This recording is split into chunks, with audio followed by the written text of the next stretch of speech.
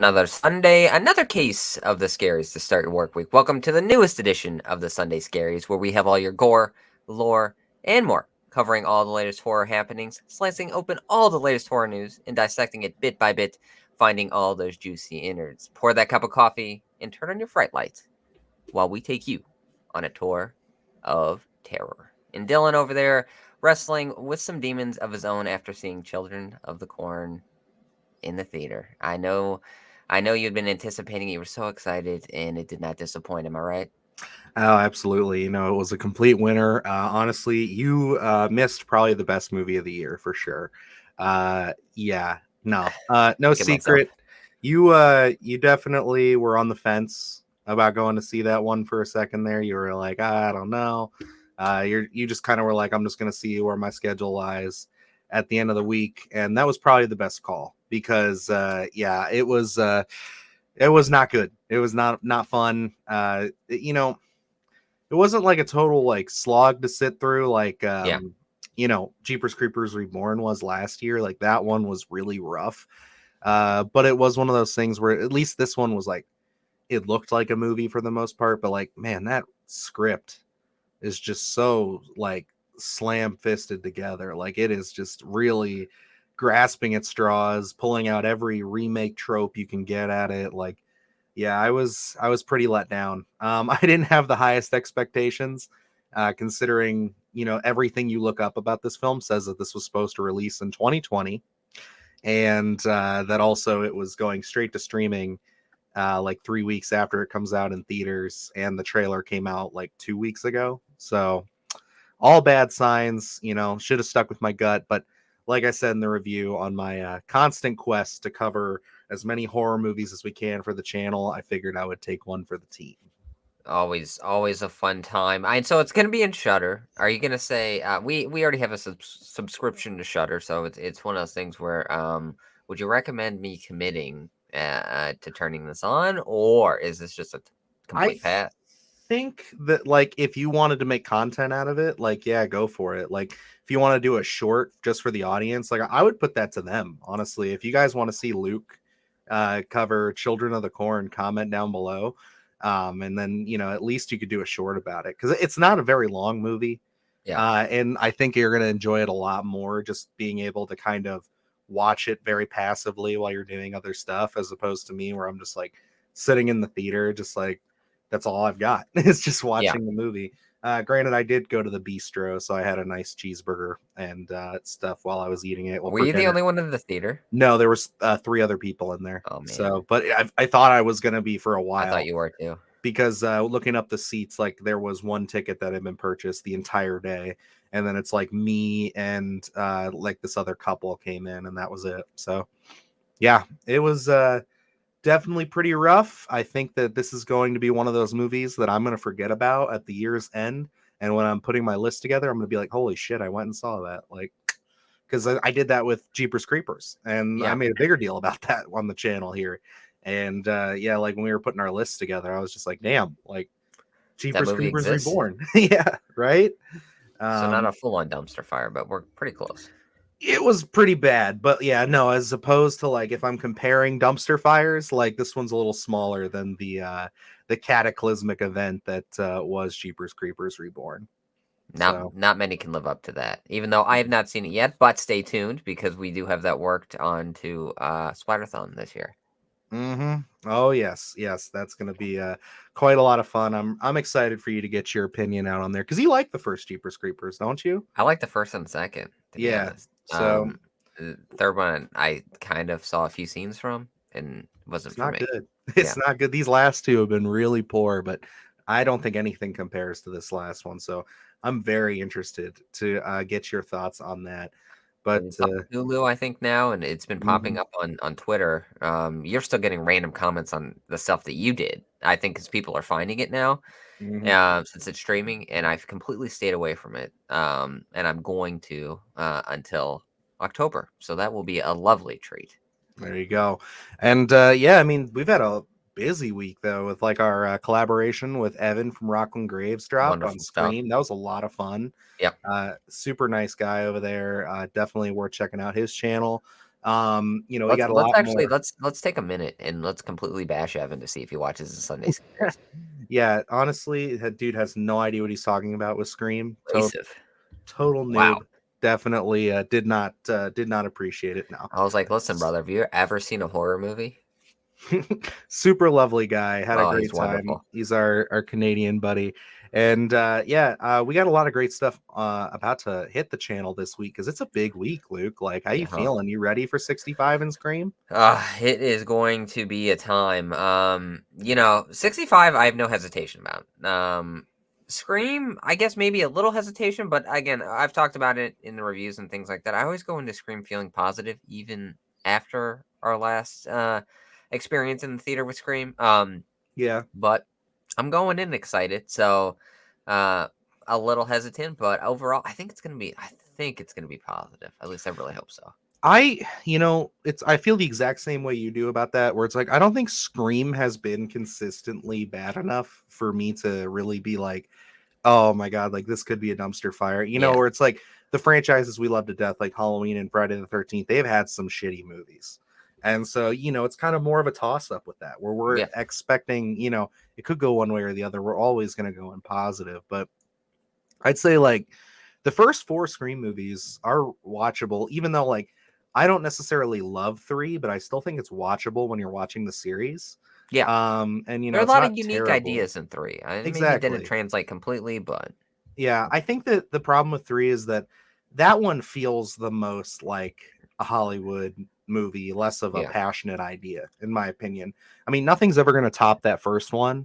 And we have our grievances on five, which are coming very shortly. So keep an eye out this week. You can hear our thoughts and opinions on that. But even five, it's one of those ones where it's like, did we not like it? Yeah. Were we upset with it? Yeah. But it still doesn't completely turn me off from the series. yeah. Like, yeah, I think that it's okay to have one that just doesn't hit every once in a while. We'll see what happens. To be continued. Our review pending here. What Thursday night? Yeah, for Scream 6, yeah, baby, I'm excited, man. We'll be there. We will definitely be getting our thoughts and opinions out. And a little follow-up, I didn't bring it up. I forgot to mention this, but I did get a little notice. And you have Cinemark rewards, don't you? Yes. Did you get the notice about the little Scream Ghostface cups? Oh yeah, the drink buddies or whatever the hell they're calling them. Yeah. So they're like, you can pre-order It's these like a two and the pack. bucket. Yeah, I it's don't know how like much are they. I think they're just $20 for two of them because they're Oh, okay. small. Yeah. But yeah, it's they're really going all in on the bucket thing, man. But it sucks because it's like they're not gonna have them at the theater, so it's kind of Yeah. like you're gonna get them in the middle of the summer after the movie's been long gone. It's like I don't know. I would have just taken this as a sign, and if when Scream 7 gets announced, I would have just doubled down then and Yeah. had buckets and cups and things like that, and just went harder with that because I don't know if people are going to give a shit after the movie is out of theaters and on Blu-ray and stuff to really have it. Like I would like the bucket just because have a little ghost face head back here, but Yeah. like it's not like I don't think you're going to get too many people clamoring for it afterwards.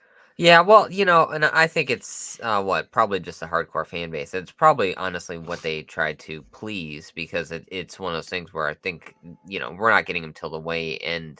Like you said, the end of the summer, so it's gonna be like made to order almost. So at least, Mm-hmm. I mean, I guess take advantage of the fan base, I suppose. But yeah, it's disappointing that we wouldn't have the little bucket to go into the actual viewing of the film. But what can you do? Maybe bring it to Scream 7. That's what I'm saying. So, alrighty. So, why don't we hop into the news here? We got some interesting stories this week. Pretty diverse stuff. Some sad news, unfortunately, but still some positive ones. And we're going to start off with one that had a lot of potential. I was keeping up on this. I don't know if you were. I don't think you were from our little conversation there. But yeah, McFarlane has rebooted their movie Maniacs line, and they had their big it was like their winter showcase, I think is what they call it. They do one every year where it's like a week. They just have one day that's DC, one day that's Spawn, then usually it's a new property. In this case, it was Demon Slayer that got announced. I know for you, they had some really cool Spawn figures get announced. You should take a look at those. I'm gonna have to. the character of Sin is getting Oh, a yeah. figure, so I figured you'd like that. But yeah, movie Maniacs, when that was kind of rumored to be coming back, I was super excited about that. Did you collect movie Maniacs, Luke? I did not at that time. I was more so into the actiony action figures. Mm-hmm. So these didn't have articulation; they were basically statues. I never really. I would be enthralled with them standing there in the toy aisle, staring at them. But I think they were a little pricier, to get my parents to buy them at that time. But I love the way these things looked. I mean, it was just something where I remember they had the big diorama. I think of Michael Myers in the Halloween set, and I was like, "Oh my gosh, this stuff is fantastic!" So it's always kind of been in my head, but I never committed to the actual series. Yeah, it's definitely one where I owned a couple of them. I mean, it was one of those things where, and I'm just pulling this up right here on McFarlane's website if it loads up fully. But like, yeah, I had a couple of these. The one that I had actually was Jason Goes to Hell Ah, was okay, one that I had. So here, this is series one. So you can see we got the creatures from Species, Freddy, Leatherface, Jason. So it's like you can kind of get an idea of what these were. This was the one that I had.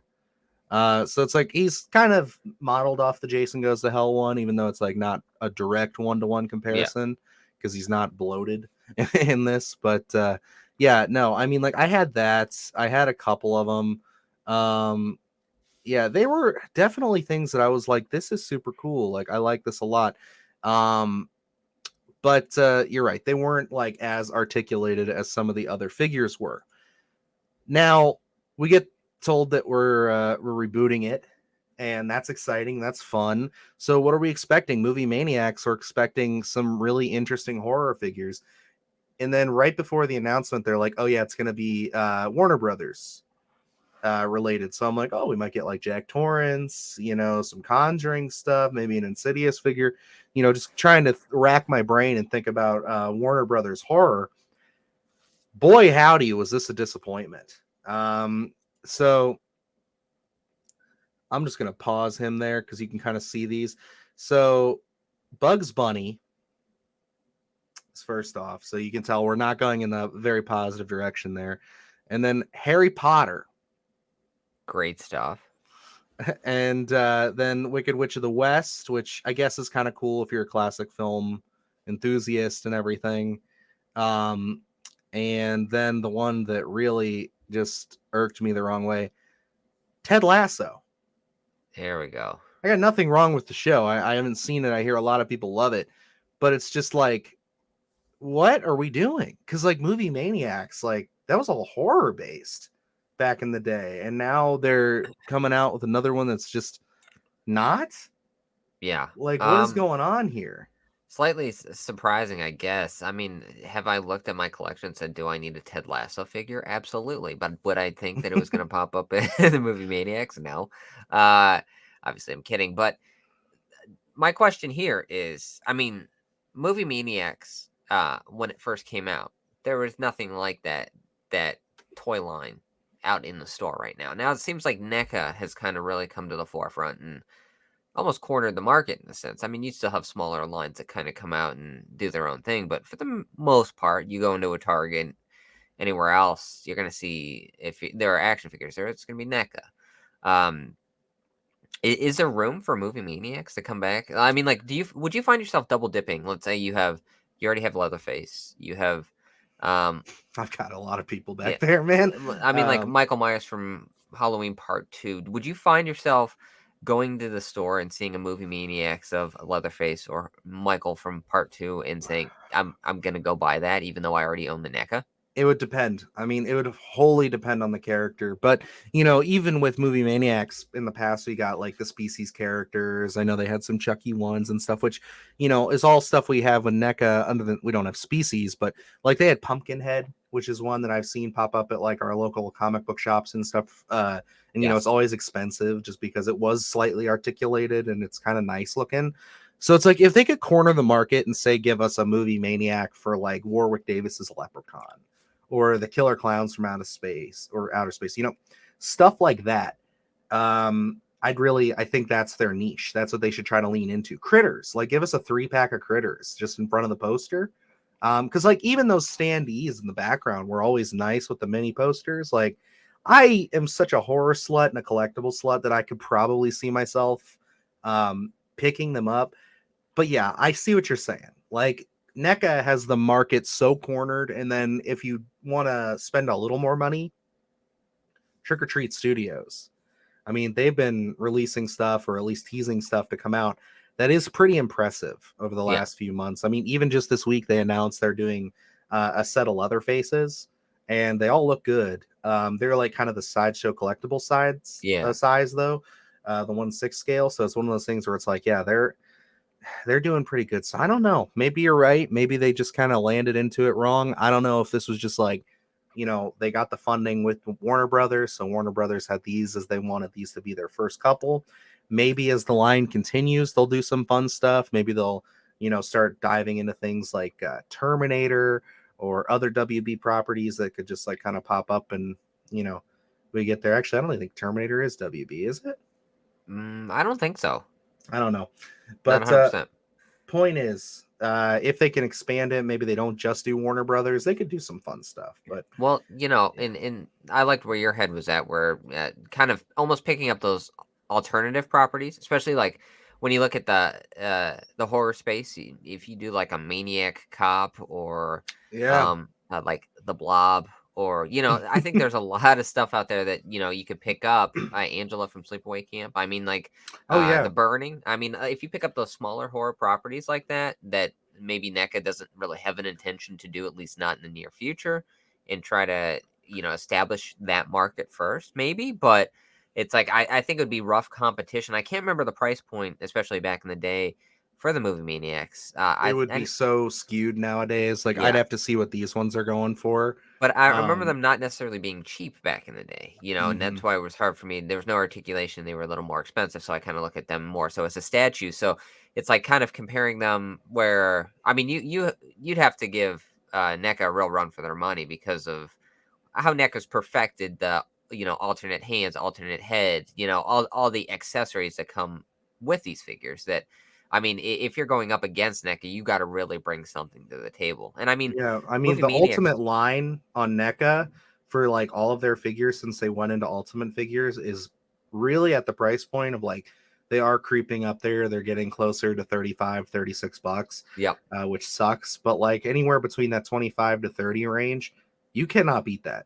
I yeah, mean, it is really good. And I've been critical of them for like quality control and stuff recently, but like I mean, like I said, I gotta keep showing it off. I just got the Shaman Predator, and like this thing's fucking beautiful. I can't wait to get this thing out and yeah. check this out with all the accessories and stuff like that. And it's just like, yeah, you're right. I don't know if there really is a spot for these right now in the horror space because NECA is doing a bang up job.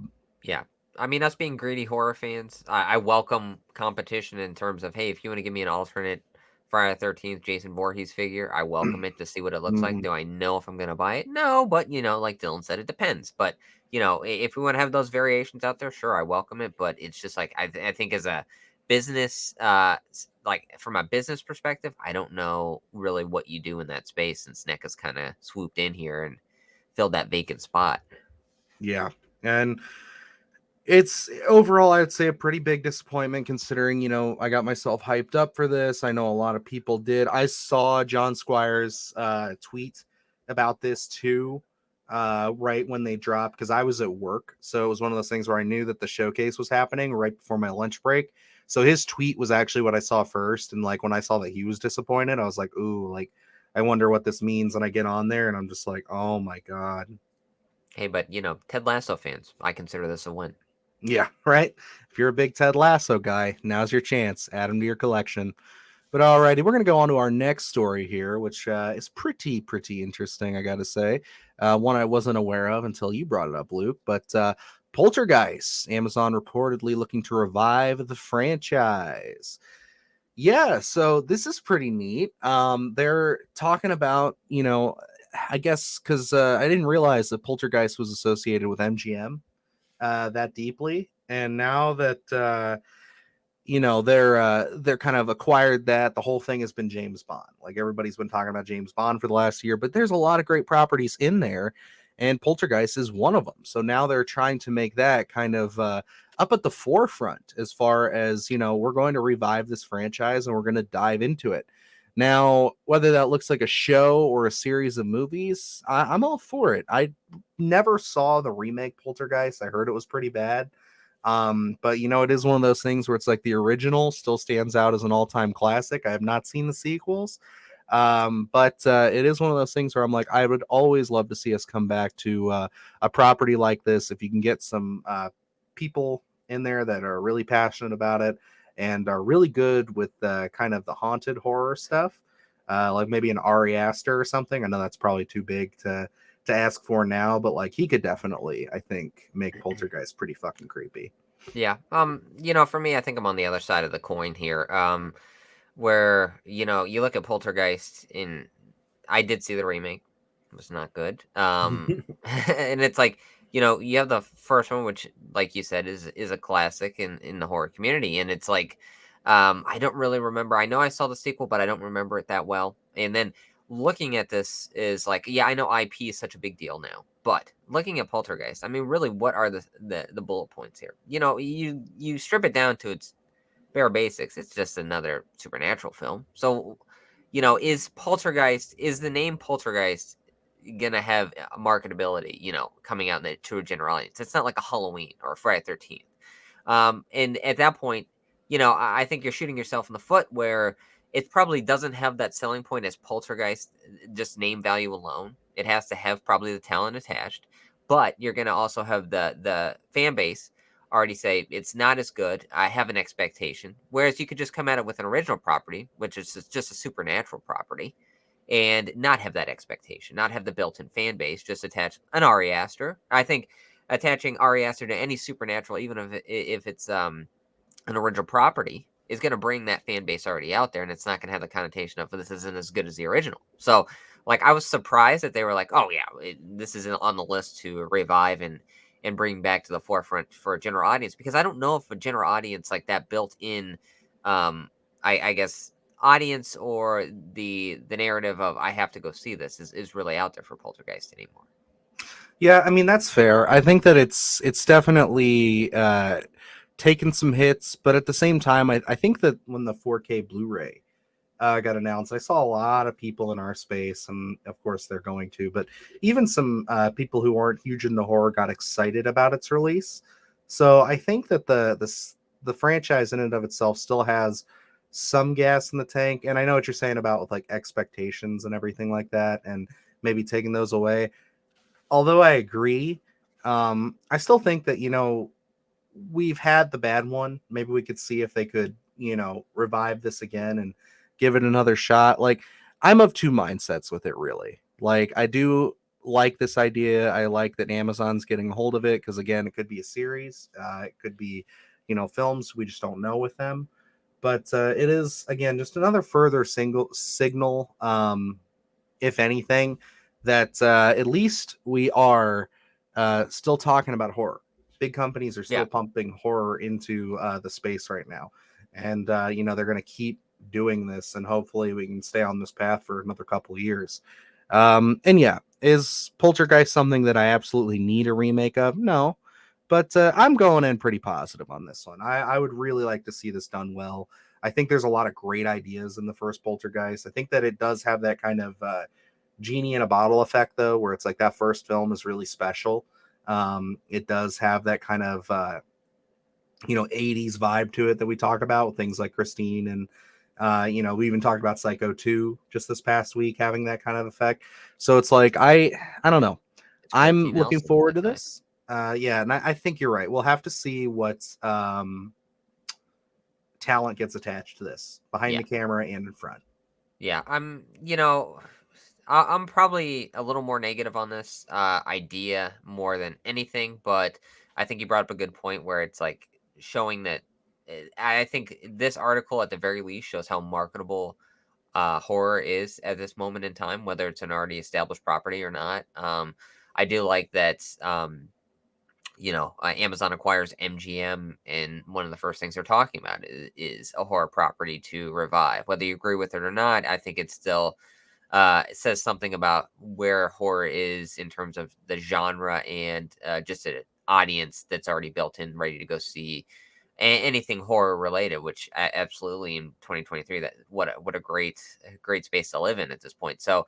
I think that's a positive note here. I would love to see them kind of branch out and just take a chance on some original properties, maybe.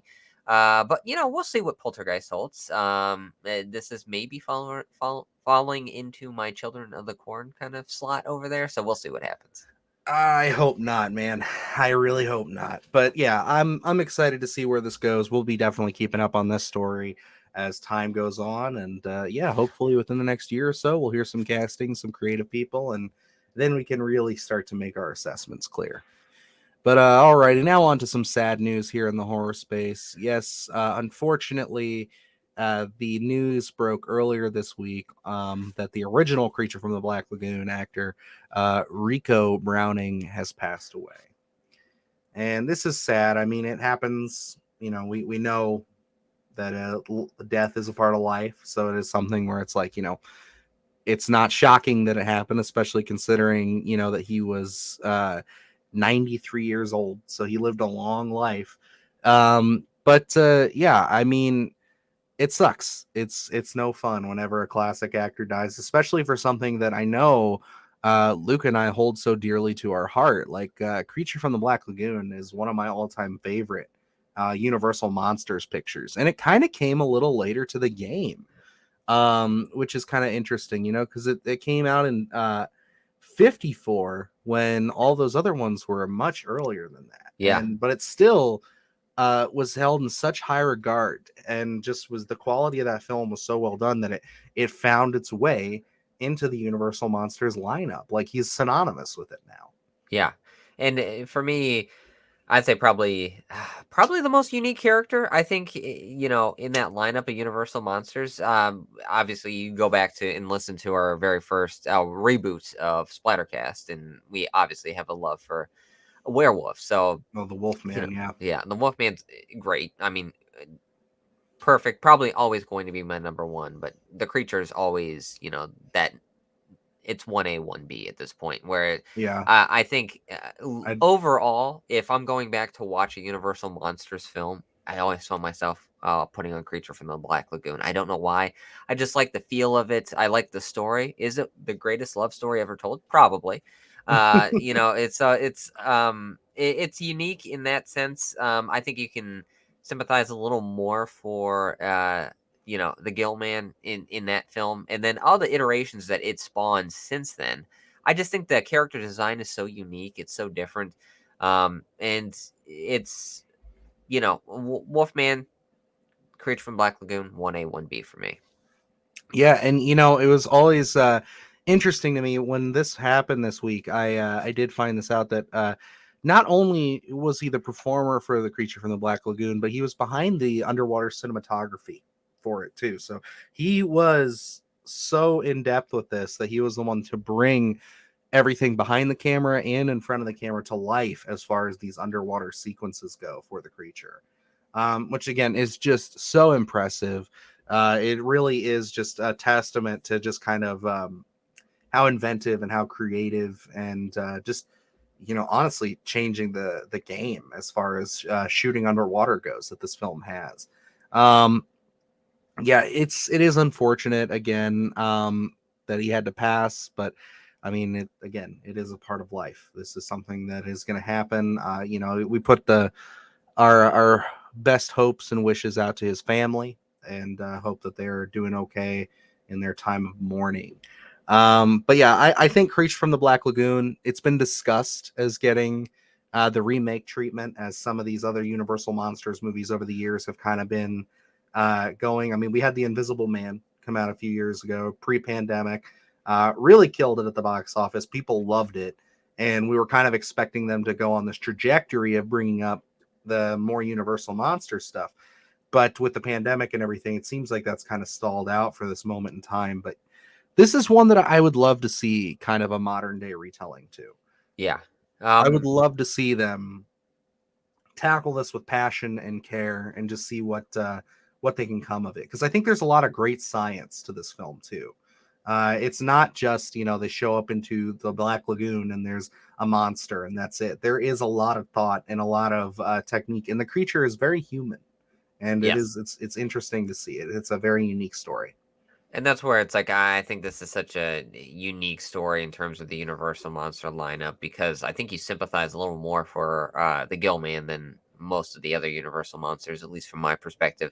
I think there's a lot left in the tank here for this property. I would love to see them kind of bring in. I mean, we've had The Shape of Water, and Mhm. you know, you can kind of see a spiritual iteration of Creature from the Black Lagoon in a sense, and that worked out so well. It was one of my favorite movies of that year. Guillermo, you know, he definitely knows how to tell those stories. You have those elements even in Hellboy, I think. So I'm intrigued to see where, you know, if they do bring this one back. I do think, you know, this should. I'm probably biased, but I think this should be one of the first ones that they do. But It like would be cool. going into the underwater scenes of the original, I mean, I think that's really what sets this apart. They're so mesmerizing and different. You don't get that in anything else. So, you know, unfortunate of his passing, but he did leave us with a lot of memorable stuff. Absolutely. And I'm curious, was this one of the recent Universal Monsters flicks to hit 4K? Well, you know, I don't know actually. Let me take a look. But because I think like the thing that I really want to get those for is I just want to see how it transfers Yeah. in, you know, with them being black and white and everything. So it looks like it's announced, but it has not been released yet. Okay. So it's one of the. It'll probably be in the second round. We'll probably get it this October. If I remember correctly, I think they just did like Wolfman, Frankenstein, Dracula, and the The Mummy basics. first. Yeah, the you know you got to get the first four out there. Yeah. But yeah, no, you're right. I think that if you're gonna reboot the universe, and really just give it a stab, I would love to see them go for something that's, I guess, a little less popular, which would be Yeah. this. They did Invisible Man first with the other one with Lee Winnell, and that turned out great. So, yeah, I think like that's your best bet, because, like, of course, we're gonna get Dracula, we're gonna get Frankenstein, and everybody, but like, let's give some of these other characters a chance to shine, because I think that they can really prove themselves and draw in a lot of audiences, because everybody doesn't have the biggest expectations for it. Yeah. And everybody's not going to have their predetermined ideas. And it's like, I have the Universal Monster NECAs. I love them. I think they're beautiful. I will definitely be grabbing the creature when it comes out here in a few months. But it is one of those things where it's like, yeah, I really do find myself more interested in these kind of off the beaten path creatures and characters with these figures myself. So, Yeah. yeah, I like it a lot. And this is unfortunate, but again, we send our best regards, wishes, and everything to his family as they go through this trying time. But alrighty, guys, so that's going to transition us into our last story of the week, where we are talking about MALUM. Yes, this is a trailer that kind of caught us off guard here, at least caught me off guard. I did not realize what a huge, I guess, film this is to the horror community. You know, I mean, we love horror. We've always loved it for a long time, but since we've gotten into the social side of the horror space more with social media and things like that with the channel, this is one of those movies that I've seen on streaming.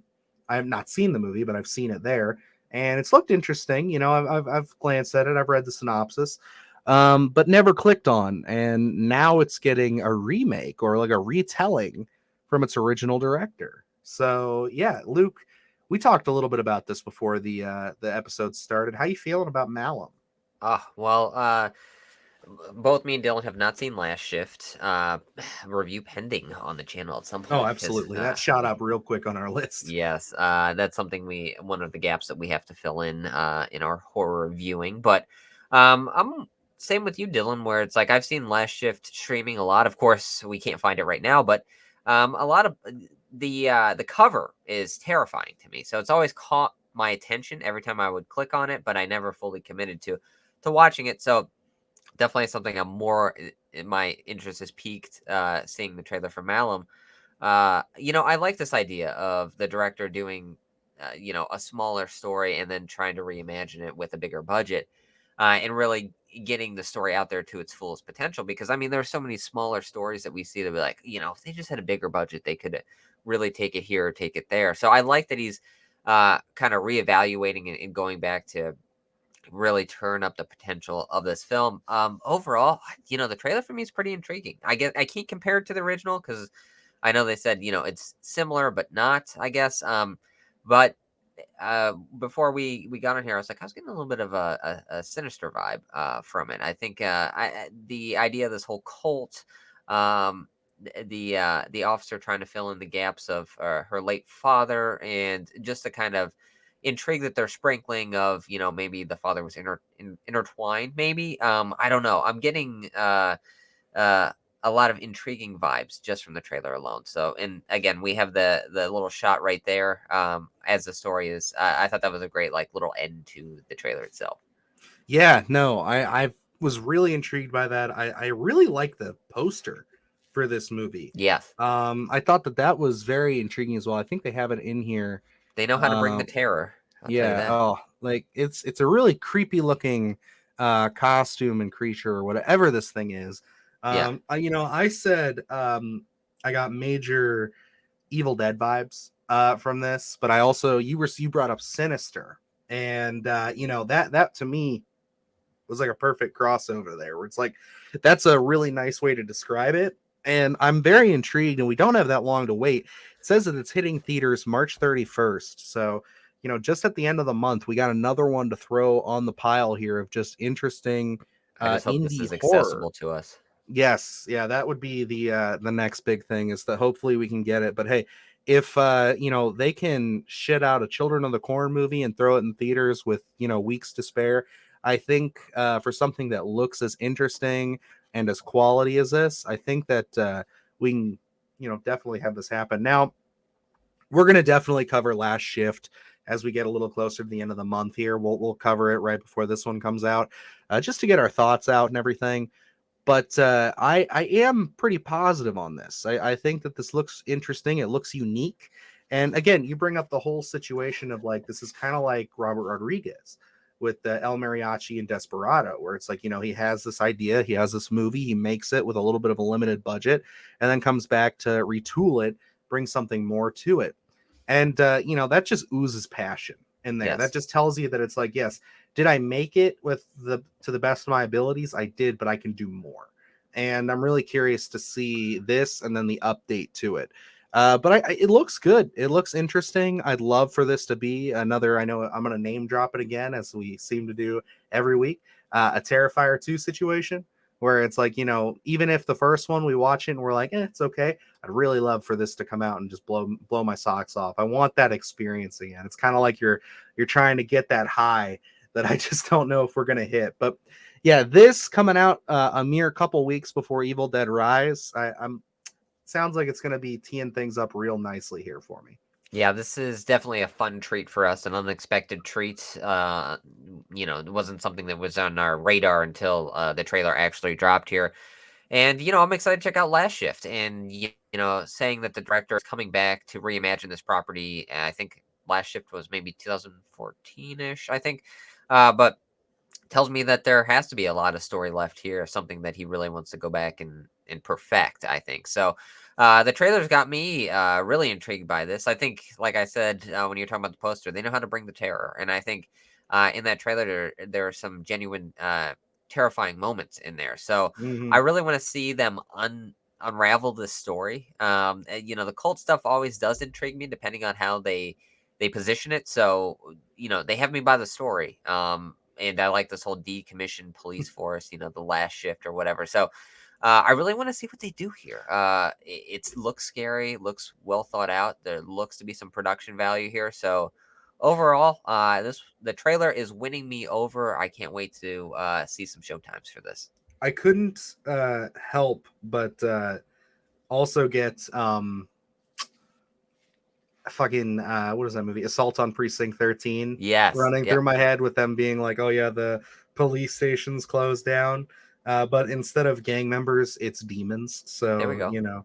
Let's Hey, go that route. I love that movie, and I definitely think if it can, mark itself up to even just that for Carpenter, like, hey, you're on the right path there, friends. So, but alrighty, I think that about wraps us up for the news this week. Yeah, pretty interesting week. We went a little longer than we've been doing again, where we had another 40-minute episode. I mean, granted, talked some Children of the Corn. We talked a little bit about Screaming 65 at the start, but overall, I'm not complaining. I'm having a lot of fun. It's the action figures that do it to us every time.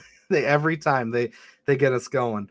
But yeah, no, this has been a really fun week. Again, Movie Maniacs, kind of a disappointment. We'll see where that goes over the next few years. Poltergeist, interesting. Obviously we're on two sides of the coin there, but we'll just have to see where that goes. Creature from the Black Lagoon, again, terribly tragic, but what a legacy. What a film. Definitely something to look out for in the future on the podcast. I'm sure Luke and I will love gushing about that movie. And yeah, MALUM, looking really interesting, really cool. I'm super excited about that. And, before we hit record, I knew nothing about it. So Yeah. that's Yep. what a way to switch things up. The horror community is always moving and shaking every week, and this episode of Sunday Scaries is no different.